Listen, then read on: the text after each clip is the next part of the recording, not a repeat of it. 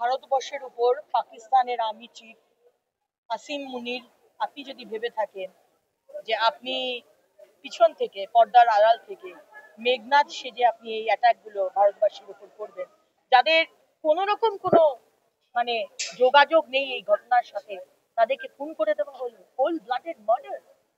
তাই জন্য enough is enough, অনেক হয়েছে। আমরা বদলা চাই, আমরা রিভেঞ্জ চাই।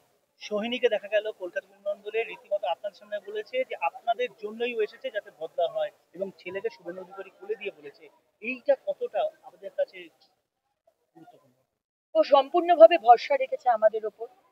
এবং রাজনীতির কথা বলতে চাই না, কিন্তু বিতান যে ওর স্বামী যে মারা গেছে, আমাদের অত্যন্ত মোদিজির অত্যন্ত সমর্থক ছিলেন। আজ সোহিনী ওই কথাটাই বললো, এবং সোহিনীর গাড়িতেই এলাম। সোহিনী 3.5 বছরের বাচ্চাটি আমার কোলেই আস্তে আস্তে ওই অগি কার্টুন দেখতে দেখতে মাঝে মাঝে হাসছিল, তো মাঝে মাঝে আবার চুপ হয়ে যাচ্ছিল, মাঝে মাঝে আবার ঘুমিয়ে পড়ছিল। মাত্র 3.5 বছর বয়স। ও জানেও না আজ এক্স্যাক্টলি কি ঘটনা ঘটেছে, কিন্তু ওর চোখের সামনে ওর বাবাকে মেরে দেওয়া হয়েছে। ও যেদিন যেদিন যতদিন বড় হবে, যতদিন বুড়ো হবে, ওর চোখের সামনে থেকে কোনোদিন এই দৃশ্যটা যাবে না। কতগুলো পরিবার সংসারকে শেষ করে দেওয়া হলো।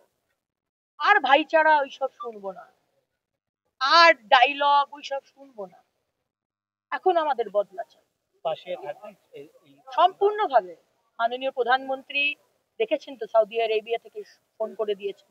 অমিত শাহজি দৌড়ে গেছেন, অমিত শাহজির সাথে সোহিনী কথা বলেছেন, এবং অমিত শাহজি বলেছেন মানে সব রকম ভাবে আমাদের বিরোধী দলনেতা শুভেন্দু বাবু বাচ্চাটির সম্পূর্ণ রকম সব দায়িত্ব নিয়েছেন।